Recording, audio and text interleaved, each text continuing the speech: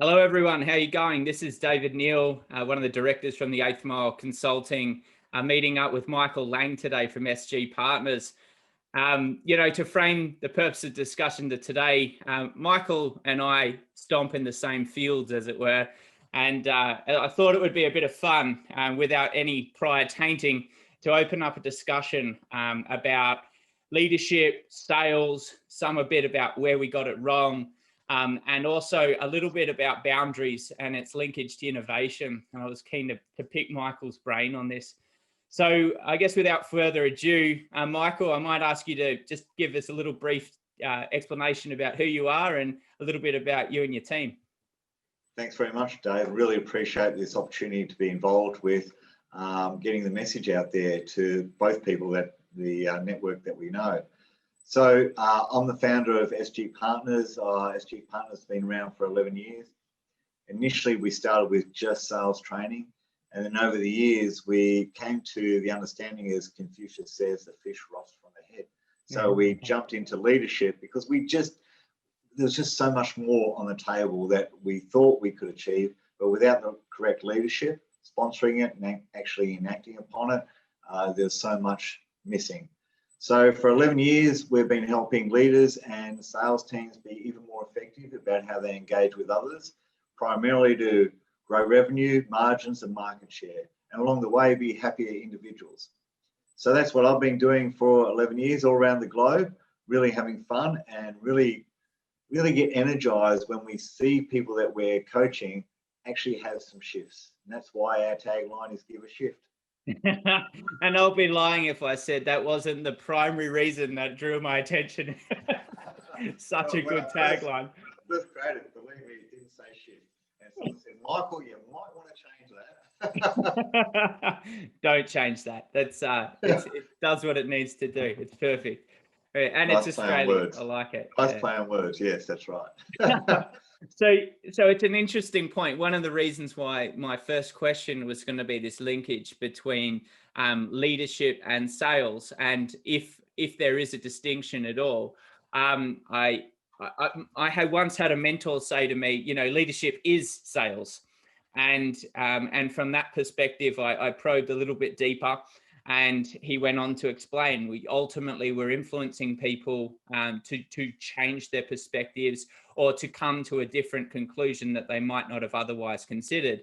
In 1987, Cotter explained that leaders coordinate change and managers coordinate complexity. And I've personally always liked that definition. And when we think that leaders are coordinating change, well, ultimately we're selling an idea. What are your thoughts on that, Michael? To most aspects, I agree. So when we're running a workshop and we're teasing out the limiting beliefs that salespeople have about salespeople, what we say is, well, tell us some great leaders out there that inspire you. And typically you hear people like Mother Teresa or Richard Branson or Obama or whatever. You say, when you think about it, they were getting a message across. And that's what sales is. So you're right, on point. The subtle difference is, to me, is leadership is assisting people to grow. And if individuals grow, then teams grow. If teams grow, then as an organization, we get the outcomes. Sales is about helping the other person in front of you achieve an outcome. They might not necessarily want to grow.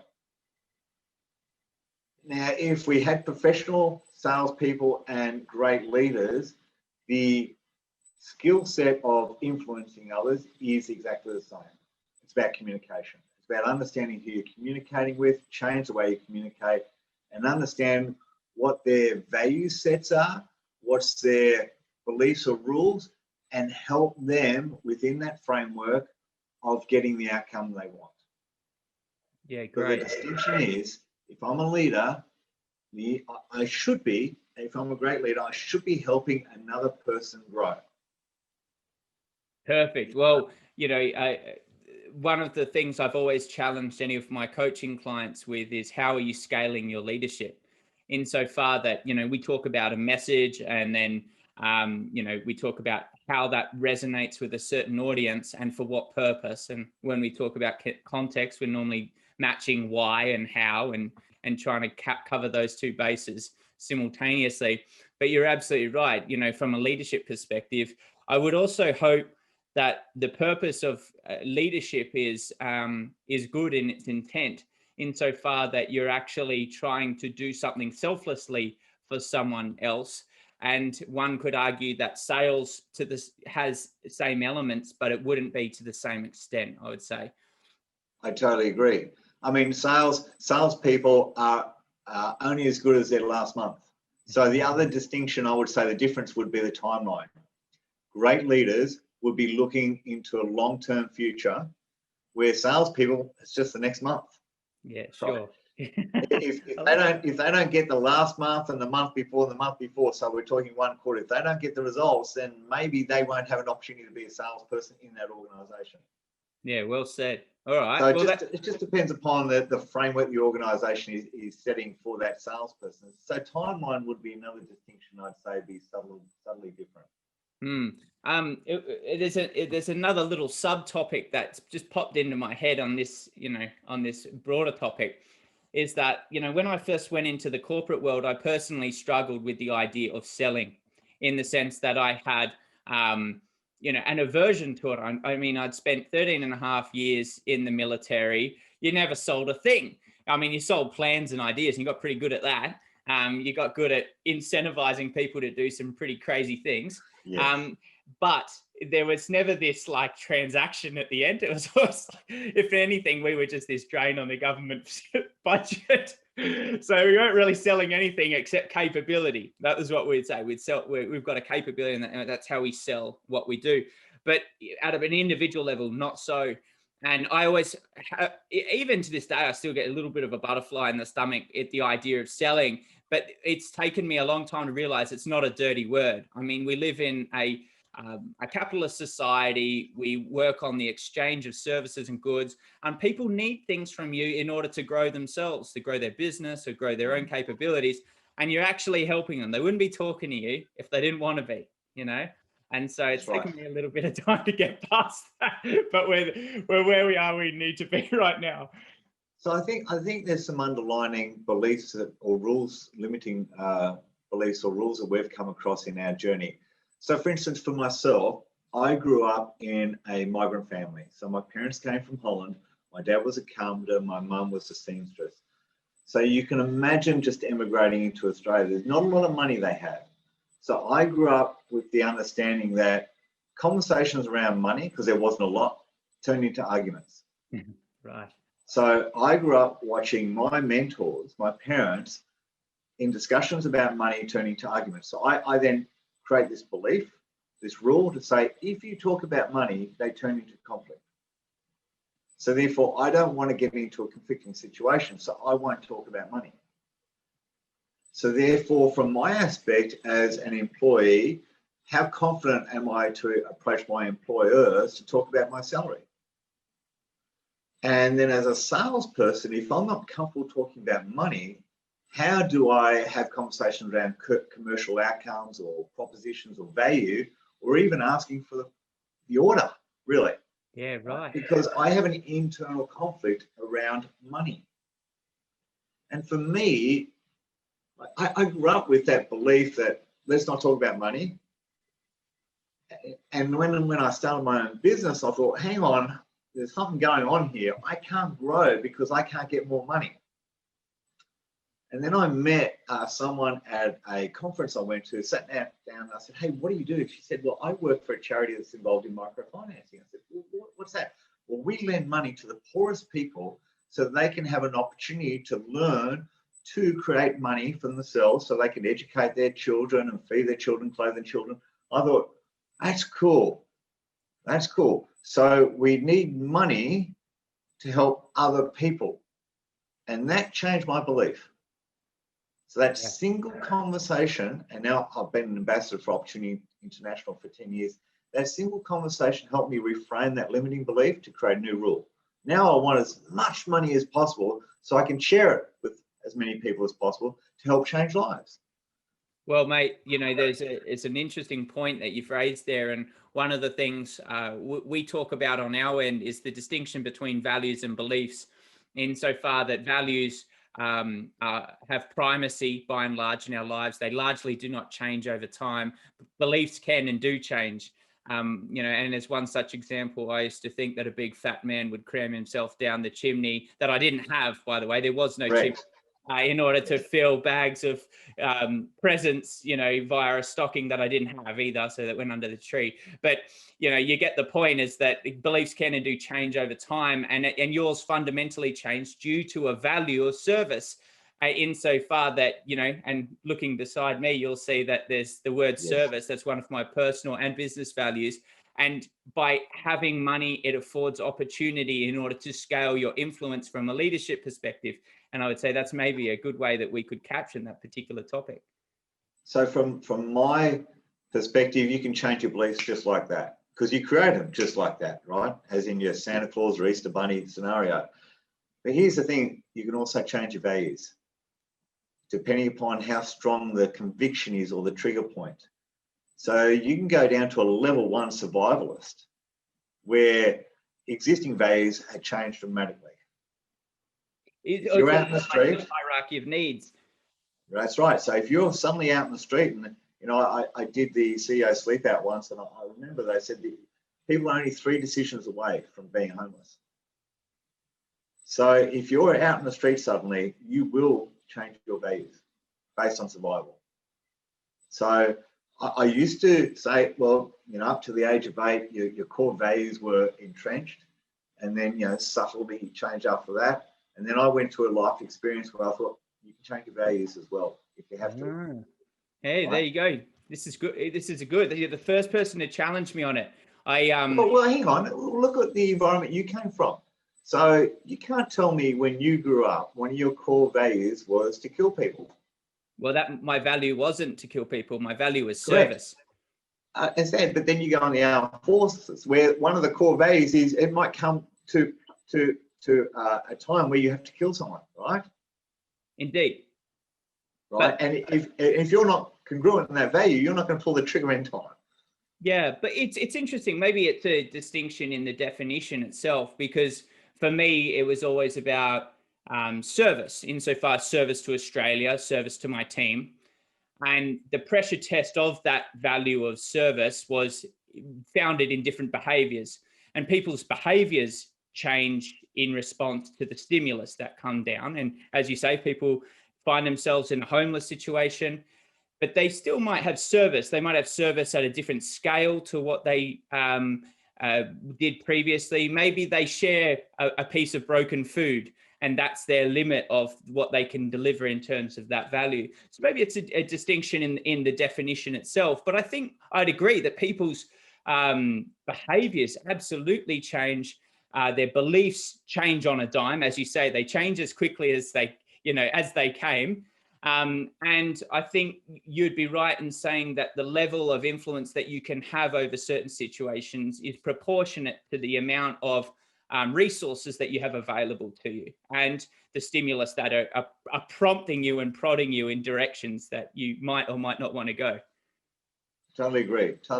So yeah, it's this concept of values being locked in. I consistently look at and think, and because of my experiences, and our beliefs and our rules are based on our experiences or other people's experiences we take on board, depending upon how self-aware you are, based on my experience, I can say, you know what, I do believe I changed that core value.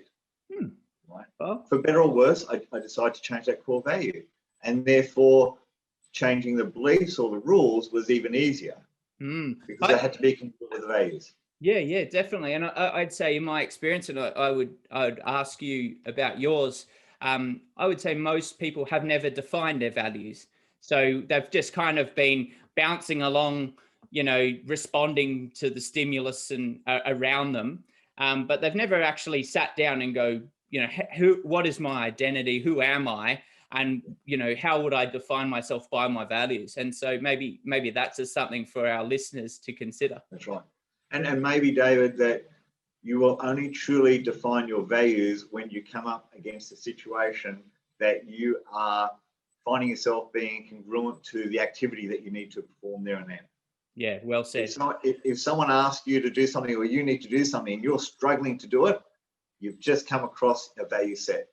Look at that. And, you know, one way I was asked to explain what would be an indicator of someone's values being triggered, and how would they know that it's happened. I was like, you're probably in a fight at that point. You know, if someone's value is integrity and you call them a liar, you're probably in a fight. If someone was professionalism and you call them lazy or unprofessional, you're probably in a fight. You know, and in the military context, we have issues with what we call moral injuries, where soldiers have largely done something against their value set and now have a big strike in terms of what their identity is. And that was kind of what we were talking about before this session started. Yeah, totally agree. My friend, second question. What are the pitfalls of leadership, and where have you personally got it wrong? The pitfalls of leadership has to come from self-awareness and in the lack of. So the story that I share a lot was when I was a state manager, one of the many roles for a company. So I had some salespeople and service people that reported to me. And one year, at the end of the year, I got an award from them. And the award was a plaque. And it was the Nike award, as in the Nike brand. And the Nike brand stands for Just Do It. And I was so chuffed that my team gave me an award, Just Do It. And then when I look back, I think, oh, geez, I was such a muppet. Because ultimately what was happening is they come in my office with a problem and I tell them what to do based on what I've done. And all I wanted to do was get them out of my office so I could focus on what I wanted to do. And so was that sustainable? So what I was doing was saying, look, let me just take the monkey off your back and keep taking and creating this 10-pound gorilla, 100-pound gorilla on my back, instead of saying, you know what, how can I help you solve your own problems? So, but the interesting thing is I probably was getting significance from it because I was solving their problems, which made me feel important to them. So we have these vehicles we choose to give ourselves certainty, uncertainty, significance, and love and connection, and growth and contribution. So when I look back on it, it enabled me to get that significance by solving their problems, telling them what to do. Whereas now in a leadership model, we say, you know, if you want sustainable outcomes, what you're going to have to do is truly learn how to coach, to help people solve their own problems. Now, to do that, they also need to be self-aware of their limiting beliefs or rules that are stopping them getting the outcomes they want. So real coaching takes time, takes effort, takes being present. That's why not many leaders do it. Secondly, their view of coaching is what they see in a sporting analogy. Someone on the field yelling at the team to do something. Well, that's a coach. So therefore, telling is coaching. So I ask a lot of the leaders, tell me what the difference is between coaching and mentoring, considering it's a verb. And they really struggle. So to me, the pitfalls of leadership is you believe you're coaching, but you're not even mentoring, you're just telling. Yeah, right. I'd even love it if people were mentoring, right? But they're just telling because they just want it over and done with quickly. My observations would mirror that very, very closely. I owe you a story about where I got it wrong. That would be a fair exchange, I think, at this point. Look, when I was a younger a leader, I would say that, like many young leaders, and I hope that there are some listening to this right now, the temptation is to think that you have to have the solution to everything. And that can be a massive burden and a massive weight to carry. And, it comes in the form of self-rationalization, that little voice inside your head, I can't ask for help. I can't, I have to figure this out. I have to learn this, da, da, da, da, da, da. And, one of the things I have learned in the course of my life is that you can literally rationalize anything that you want to. All you need to do is look at everything from genocide all the way through to high performing teams to realize that you can rationalize and justify anything. And so from that perspective, I would get caught in my own little cycle, my own loop, and it would slow my decision making down. And I became a burden to the people around me because I wasn't decisive enough in what needed to be done. And moreover, it kind of links to what you were talking about just then. I wasn't empowering people to take ownership of the problem and then facilitate or resource the outcome. I was slowing the whole process down, and that wasn't leadership. And so it took me a little bit of time to figure it out. But when it kind of clicked, it was like, oh, the world's not all about me. It's not all about my ego and my pride. And so I can put my fighting mitts on the ground here, and I can actually come to a better outcome. And I think that was a massive turning point for me as a leader. And not only that, it just relieved a huge amount of stress. Knowing the world's not about you means it's not about you. You can actually relax for a little bit and work as a team. That sounds to me like you had some emotional intelligence growth. Oh, who would have thought? That happened sometime, mate. I mean, these days, some of the people that we listen to, like Brené Brown, her mantra is about vulnerability. So, and you've got to have courage to be vulnerable, and then you've got to be courageous to do what comes out of vulnerability. So, that ties into when you're young, and I don't even know if we knew the word vulnerability. And if we even had people around us to demonstrate vulnerability. So you just do what others have been doing in the past, because they're our mentors, they're our reference base. So, just because you're young, just because of the position you're in, did you have any alternatives at the time? Really? Well, I could look back and formulate an excuse or a rationalization, but I could just say it was all part of the process of learning. Some people might go their whole life and they never figure it out. Some figure it out quicker than I did. That's right. And wouldn't it be great if it was taught at school? And to some extent, I think, my daughter's 17 and her last year of school, and wow, what a year it's been, in about learning about resilience and learning about self-awareness, and learning that, hey, you can make decisions to move forward in an environment that is not open to you having all the choices that you'd like to have. So I think these days, schools have been able to create more conversation around vulnerability. I'm not sure whether they use the word vulnerability, they might use resilience. Wouldn't it be cool, though, if throughout our children's lives that we started having conversations around these terms of vulnerability and courage and what it really means? Absolutely. Before this, we pressed record on today's session. We had a brief chat about the veteran community, and not surprising, it formulated a big part of my life, and so I support a lot of veteran initiatives. But one of the distinguishing features in linkage to resilience and linkage to that EQ and the emotional intelligence space and everything that goes with it, empathy as a whole, is this acceptance of choice, point one, and its linkage to the removal of a victim mentality. Insofar that a victim in a military context is someone who's kind of stuck in space and time, and they're that rationalization I was talking about before. They're stuck in their own head. Yes. And they will rationalize anything that justifies the outcome. It's confirmation bias 101. Yes. I'm terrible. I'll get every piece of data to prove it, and I'll spool it around in my head 1,000 times. And then there's group two, which, for people who have injuries or have hit hard times, we would identify as probably as a casualty, someone who's looking for rehabilitation and they're already on the mend. They're already looking forward. They're still trying to provide service and support to others, and they're out of their own head and they're actually helping. And they're in reality. They're locked in what is actually happening.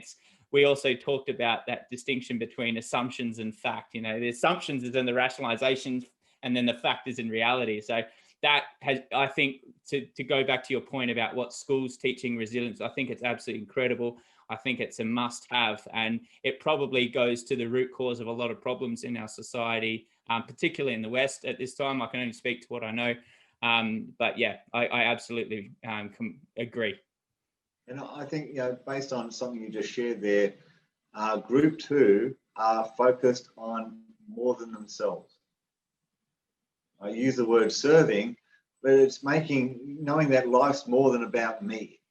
And therefore I live in a tribe, I live in a community, depends how extensive that community is going to be. But what am I contributing to get the outcomes that I want through my journey? So it's making it about others.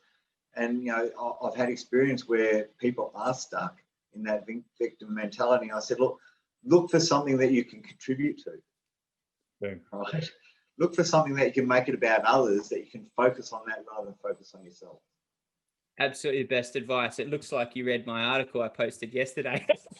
No, I haven't, believe me. Not yet. Not yet. I will. Point two, mate. Point two. Read that one. Point two. No, that you're smack on. You're smack on. Now, our third discussion point today. I described it as how do boundaries promote innovation. And when I first said that, we got a little bit of a pushback. Like, what do you mean by that? So I might frame it for anyone else who might be a little bit confused about my choice of sentence structure. So what I mean by that is, in my experience, the times where I have seen the greatest levels of innovation or creativity or imagination that have been fruitful and supportive of a broader strategy has been when a leader has empowered one of their staff with a problem set. And they don't necessarily describe how to solve the problem, but they do provide the boundaries in terms of what they can and can't do, the context about parallel projects or initiatives that are part of or nested under a broader strategy. Right. And then third point is they actually resource them to do it. So they go, here are some resources out of a finite pool of resources. I trust you with it. And you'll understand that the resources nest as part of the strategy as well. And then the person can go and formulate a solution to the problem. And that might require a touch point going back and forth in order to make sure that there is alignment. But without the controlling or micromanagement from the leadership perspective, we get the better outcomes. And that's ring true in my military space, in my project management space, and also in my management consulting capacity, and also in a coaching capacity. I'd be very keen to hear your thoughts, because, you know, when we first talked, you mentioned the word empowerment, and I'd love to hear your background story behind that. Well, I came up today in a conversation with a client, and it was articulated to me that the leadership team don't feel empowered. And I said, I mean, it's just a word. So tell me more about that. So as we were digging deeper and pulling it apart, I said, well, ultimately, do they have the authority to make a decision? Hence your boundaries, right? Do they have the skill set and mindset to be able to make a decision? And are there systems and processes there to support the decision making, which again is part of your boundaries? So to me, that's what empowerment is about. I mean, empowerment's really interesting concept to say, well, you had no power to start with, so now I'm going to give you power. And I'm not comfortable with that concept. I'm comfortable with, you have power. Do you know how to utilize it to get the best outcome? And are we creating the environment for you to do that? So, which ties into, well, here's the environment, here's the boundaries. You have the power. Here's the outcome we want. Right? And the boundaries could be a time frame or set of rules or processes or systems. So, initially, I had trouble with your sentence structure. Not that I'm blaming you. Let me explain why. One of the wirings that we have is we either are a towards wire or an away wire.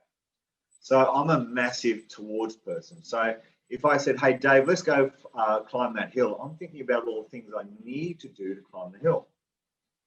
If I was a strong away person, I'd be still wanting to climb the hill, but I'm thinking about all the things that we shouldn't do to climb the hill, because that would be causing us pain or conflicting to get the outcome.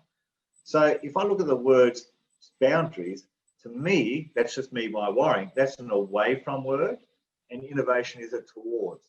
So I get conflicted when I see the away and towards together, right? So that's how strongly wired I am. So the other thing, the reason why I bring this up is when leaders are giving instructions or giving direction, are they really understanding how their linguistics are empowering others or disempowering others, as it did for me? You said, hey, Michael, let's talk about boundaries promoting innovation. I can't handle that because I can't put those two words together and move forward. One's going to be pulling me back. So part of the boundaries is actually how we articulate the mission. I'd agree with that. So one of the ways we used to describe it in the military, because we used to give boundaries, physical boundaries, like you actually can't go out of this box on the ground, we draw a box on a map. And then that would be described as what you cannot do. And then there were opportunities of what you could do. And so we would distinguish for that reason, but it was probably inadvertent. I would suspect it wasn't a deliberate choice. I 100% agree. And I would be lying if I said I didn't do it deliberately.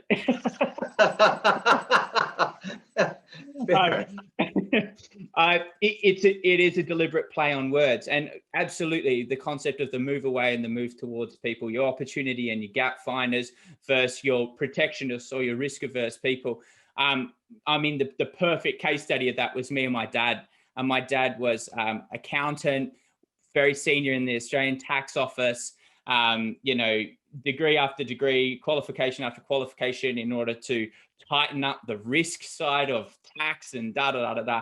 And the idea when I said, hey, look, we're going to launch a business, he was like, are you mad? Like, are you absolutely crazy? Right. I was like, we'll figure it out. If only you knew what you were getting yourself into. Sit down, let me tell you. Let me tell you why this is the worst idea. And I'll give you 40 reasons why you shouldn't start a business. Yeah. But here we are. And so from a leadership perspective, I think that's a really great topic in and of itself, is having that right balance of move away versus move towards people in the team, nested under what you're actually trying to achieve strategically. I mean, if you do have a very forward-moving industry, a fast-moving business that looks at being so agile that it's just capturing gaps and opportunities and low-hanging fruit everywhere, then not surprisingly, you're going to need a heavy sales team that's very well trained in order to identify those opportunities as they emerge. And but you still do need that element of risk reduction happening in the background for your processes, your systems, your administration, so that when someone's sitting there throwing revenue over their shoulder, there's someone with a basket picking it up and making sense of it all, right? And that's right. And saying, yeah, revenue is great, but what about profit? Yeah, and right? Margins, God forbid, right? That's right. And so, so I grew up with a stepfather that was very away. He was in health and safety. And I grew up with a dad that was very towards, right? So one of the things that I had to come to terms with, because of these incongruencies in the rules that I had, I had a strong rule that I must not fail. I also had a strong rule that I must be perfect. Well, guess what? You can't get perfection. Everyone, you can't get perfection. You can seek perfection, but you can only seek perfection if you're willing to fail. Right. And because I wasn't willing to fail, I wasn't willing to take risks.